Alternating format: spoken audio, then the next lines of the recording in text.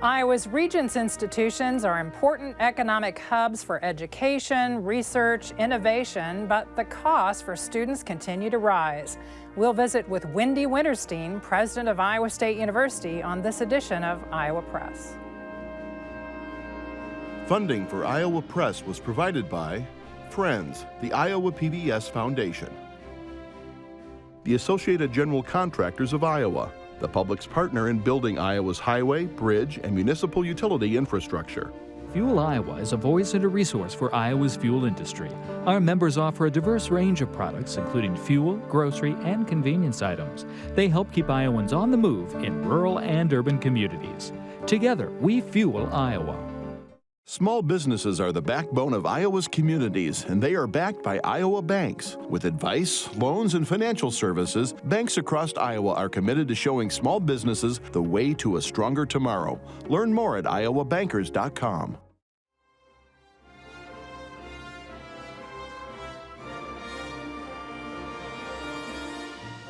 For decades, Iowa Press has brought you political leaders and newsmakers from across Iowa and beyond, celebrating 50 years of broadcast excellence on statewide Iowa PBS. This is the Friday, September 2nd edition of Iowa Press.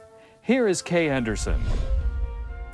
Our guest today is president of one of Iowa's oldest education institutions. In 1858, the Iowa Agriculture College was founded. In 1862, it became the nation's first land-grant institution. The name Iowa State University became emblazoned on the campus in Ames in So that would have been in the 60s, I think, that it became the Iowa State University versus the Iowa State College. Exactly. Well, Wendy Wintersteen, president of Iowa State University, welcome to this edition of Iowa Press. Kay, it's a pleasure to be here. I look forward to our conversation. Joining our conversation are Linh of Axios Des Moines and Stephen Gruber-Miller of the Des Moines Register. So President Joe Biden recently announced that he would be providing up to $10,000 in student loan relief for borrowers and up to $20,000 in relief for Pell Grant recipients for people making under $125,000. Can you just start off by telling us what kind of impact this has on your graduates and your students? You know, what's the level of debt and what kind of effect will this have for them? Well, certainly, our Student Financial Aid Office has been busy answering calls from alums and from current students that have loans, that have debt right now. And I would just say, while I have the opportunity in this public forum, it does require an application. And so individuals shouldn't assume that that debt is simply being removed from the debt that they have. So call the office, follow the rules on the webpage, and take advantage of this. So when we think about the average debt of students at Iowa State, we have to first begin by realizing that 43% of our students graduate with no debt. And that is a great thing, 43%. But those that do have debt of the average debt of about $29,000 plus. $29,500 would probably be a pretty close figure. So I think it does have impact. I think this is an opportunity for those students. Of course, I think that we had hoped that we would have seen opportunity to increase Pell Grants, which is very definitely tied to income of the student's family, and that would make a tremendous difference in allowing students whose family really don't have the capacity to send their students to college without taking out significant loans. It would have helped them really very directly into the future for a long time. Sure, so you're sort of leading into my next question, which is that there are critics of the proposal, right, to forgive loan debt, and they say it doesn't control for costs, right? How do you keep college costs under control so that students don't leave with debt in the first place? Right, so again, if we could double Pell Grants, it would make a tremendous difference. And I think we would all agree that higher education is really the opportunity for social mobility. Students graduate, they get a good job. On average, they'll earn quite a bit more than a student with only a high school education. They have opportunities to do different things in their lives because of that education from a university. Let's just review for the viewers, what was the tuition increase that students had to pay this fall semester in comparison to last year? So it was a 4.25% increase, which is $354. So certainly an impact on all of our students.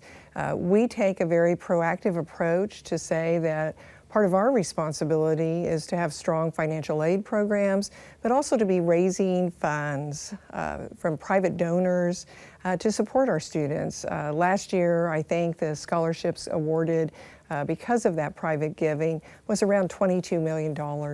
Our commitment is to keep raising scholarships to support our students. Do you see a day where we'll ever be able to reduce tuition at Iowa State or the other Iowa colleges, and what do you think needs to happen for that? So over the years, the cost of education at Iowa State University or the two other Regent universities has really been tied to how much the state could afford to invest. So the state invests quite a large sum of funds into Iowa State University, and we're very thankful for that. But it would take quite a bit more for us to be able to lower tuition. And so there are a lot of expenses the state has. We, of course, believe that higher education should be a top priority because of the return on the investment. You have a College of Education on the campus in Ames. There's a lot of talk recently about a shortage of teachers. Mm-hmm. Are you seeing a decline in students selecting education and a career in education as a major? I don't think we're seeing a decline, although I don't have the numbers right in front of me, Kay. I do know that in response to the need, we've established some new majors in elementary and secondary education as well as math education.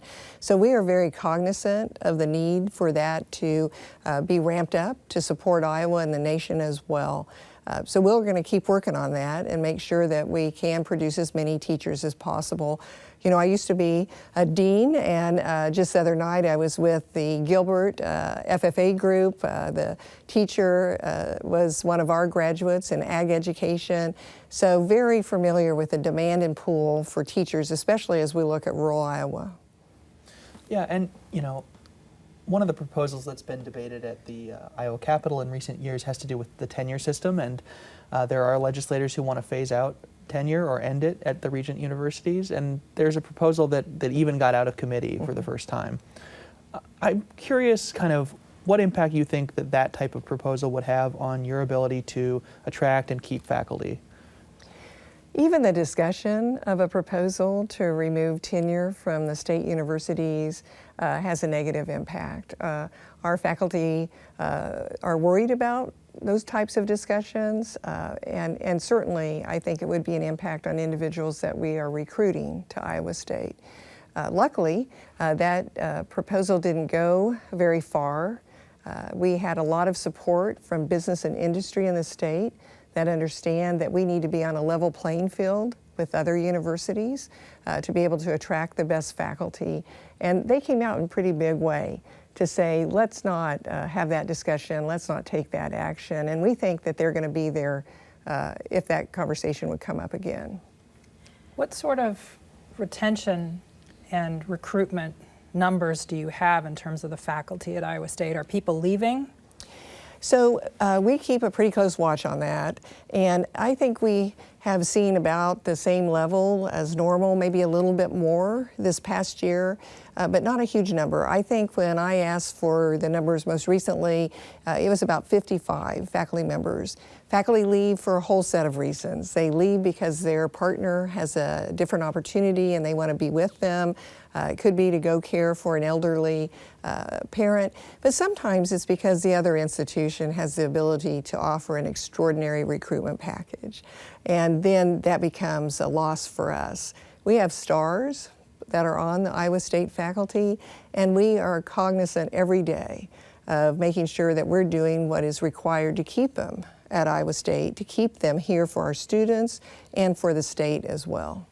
Sometimes Iowa State is evaluated in a cohort of like institutions. So how does pay for staff compare to like the Purdue's of the world? So right now when we would look at our peers, we would be about 89% of the market for our faculty, which is not a good place to be. It's been over this last 6-7 years that we've really seen the decline in that market. We talk to our faculty about this on a regular basis, about our commitment to addressing that issue. And so we know that we have to have a good salary to retain the very best, and that's what our interest is, and that's what the interest of Iowa should be as well. Abortion has been one of the major topics nationally these last few months. How do you keep and recruit students at Iowa State who may be worried that Iowa is going to ban abortions? Mm-hmm. Well, we have a long history at Iowa State University of supporting our students who are navigating through a pregnancy or through parenting, and we do that through a set of programs in our Student Health Center, in our wellness program, in our counseling program. And we would continue to do that and provide assistance as we could while maintaining any action within the scope of the state law. But it is an interesting thing to recognize how many students, undergraduate students, that you run into that have children that are going to school as an undergraduate and still caring for children. So I couldn't give you the statistics on it, but it is a not insignificant number. Your institution recently offered a climate change major. Why that decision? And there are critics who suggest climate change is a hoax. How do you address the criticism of offering that major? So it is a climate science major, and at Iowa State we are all about science. We're the Iowa State University of Science and Technology. And so this is a major that will be focused on geologic and atmospheric science. It'll be focused on the economics associated with climate, as well as science communication. And it's going to investigate and use good scientific practices to understand causes of climate changes. And some of that will probably be tied directly to humans. But they're going to do that in a way that is science-based. And that's what we always do at Iowa State University, and that's what we'll do in this major. There is a demand for these graduates. That's why we started to establish the major. That's why we did establish the major. So you need to think about insurance companies that would like individuals that are trained in this area. The military is interested. They are making plans for climate change. So there is a whole set of opportunities for our graduates that can come out, again, with a strong science major to be able to look at the economics, to be able to communicate about it. So we're quite excited about the opportunity for our students. And to critics, I would say, we're going to do this right, just like we do all of our programs at Iowa State.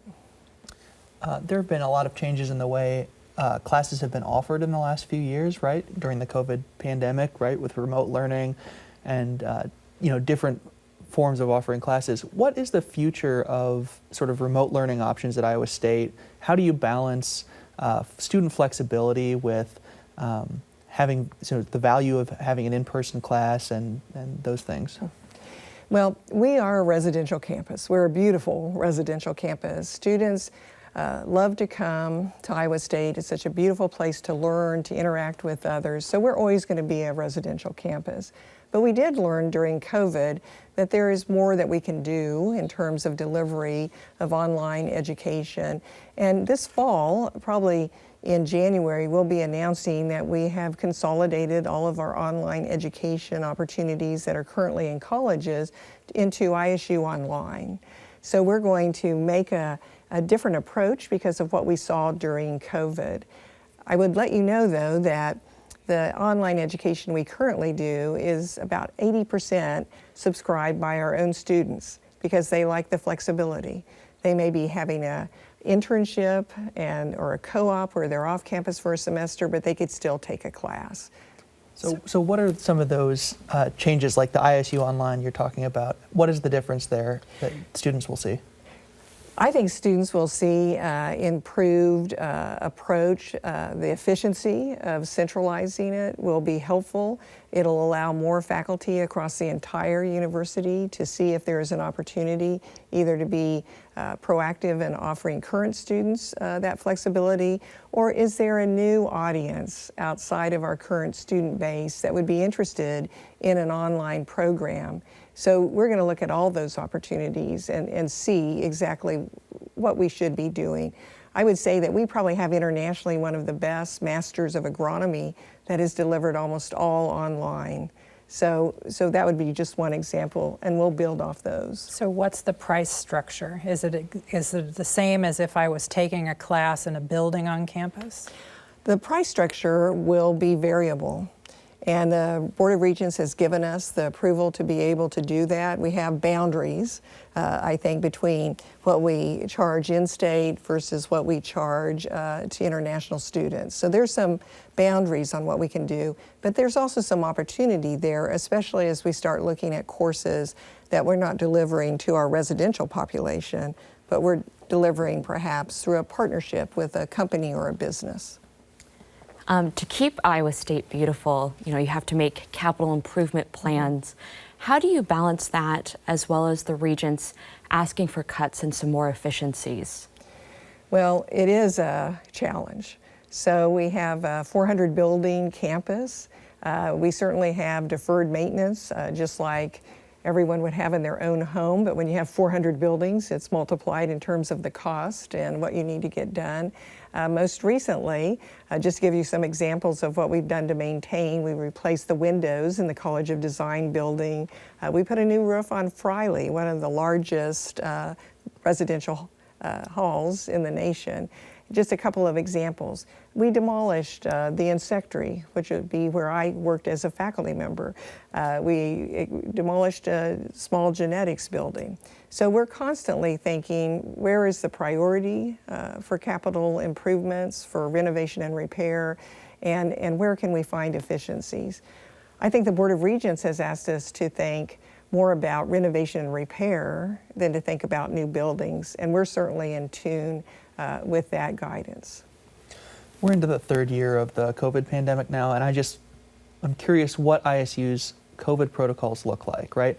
What mitigation measures are still in place to prevent infection spreading, and what happens if somebody tests positive? Certainly. So our Thielen Student Health Center continues to provide testing and also vaccinations to students for COVID, and they're going to continue to do that. And so students who may have a concern about having COVID can be tested right there on campus and can get a response fairly quickly. And then we're encouraging students who are positive to think about isolating in place. Some of them will go home like they did during the pandemic.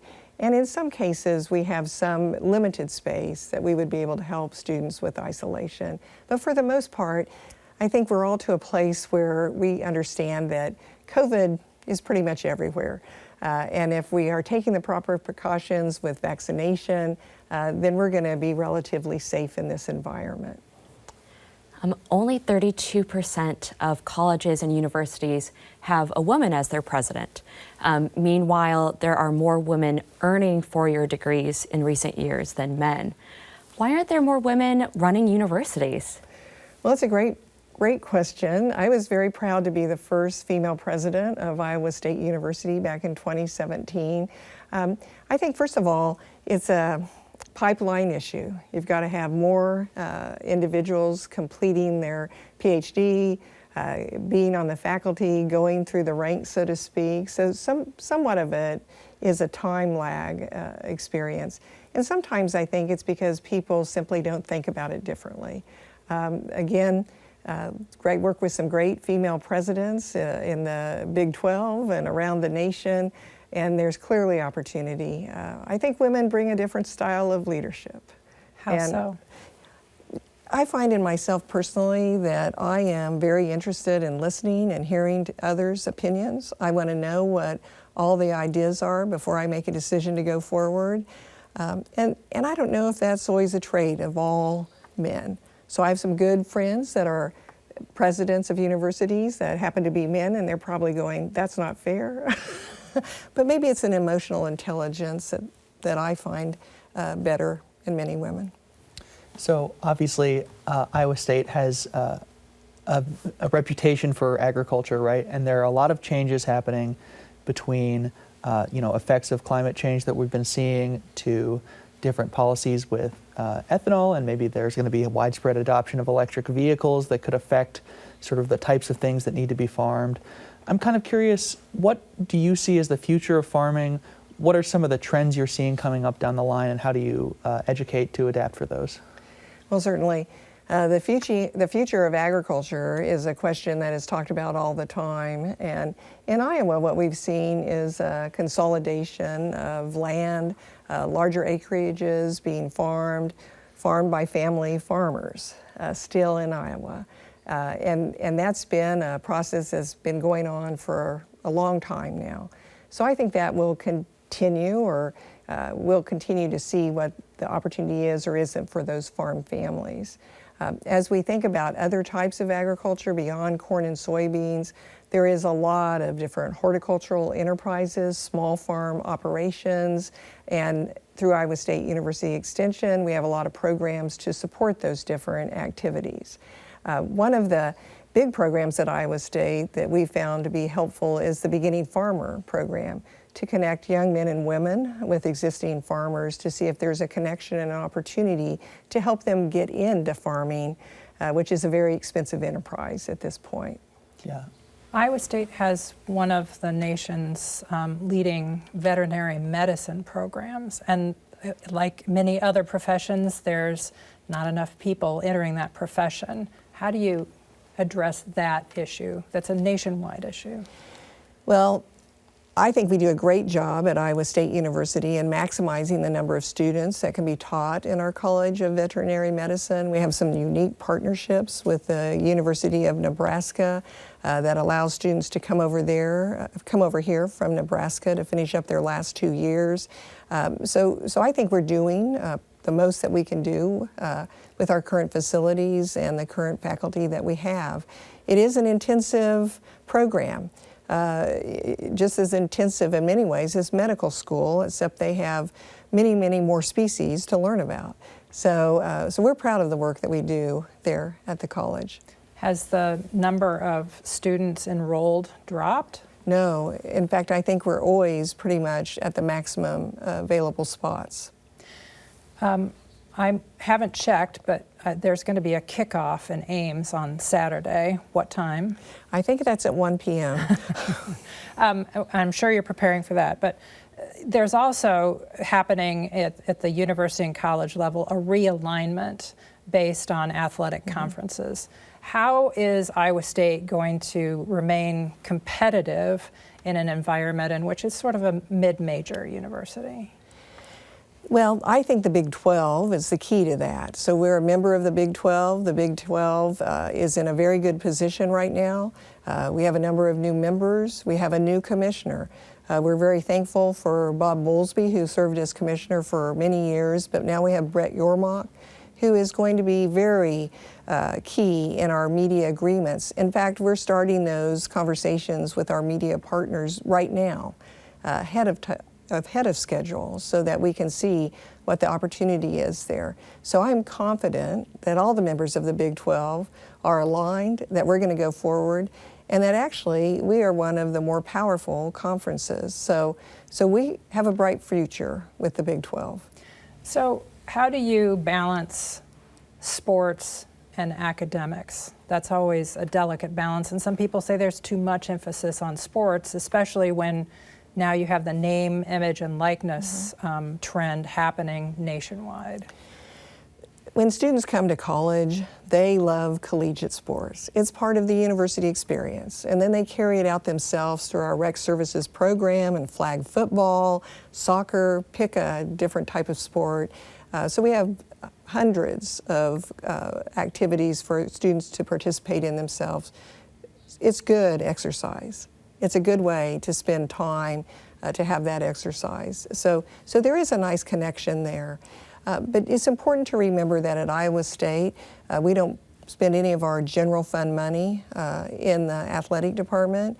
What they're able to do, they do with the funds that they receive from the Big 12 media contracts and from attendance and from fundraising activities.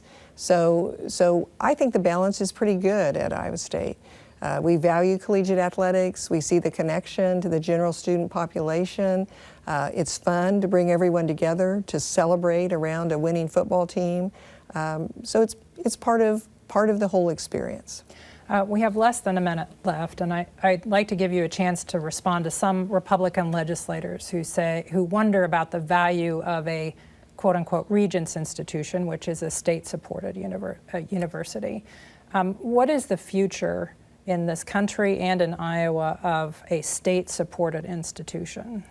I believe the future is still very strong.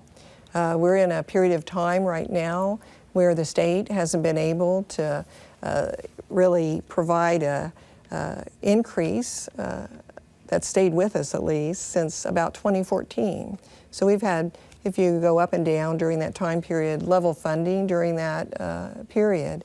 But there's a large investment of state dollars at Iowa State, and I think it's an investment that we show over and over again provides a tremendous return. And so we're going to keep having those conversations with state legislators about what Iowa State does for this state. And just one quick fact, so when we think about our general fund, it's $174 million.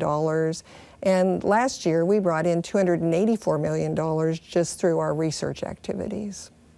Well, our conversation today is over, but we'll have you back to talk about Iowa State again in the future. Thank you so much. It was a pleasure. And you can watch every episode of Iowa Press at iowapbs.org, or you can watch us at our regular broadcast times, 7:30 on Friday nights and noon on Sundays. For everyone here at the network, thanks for watching.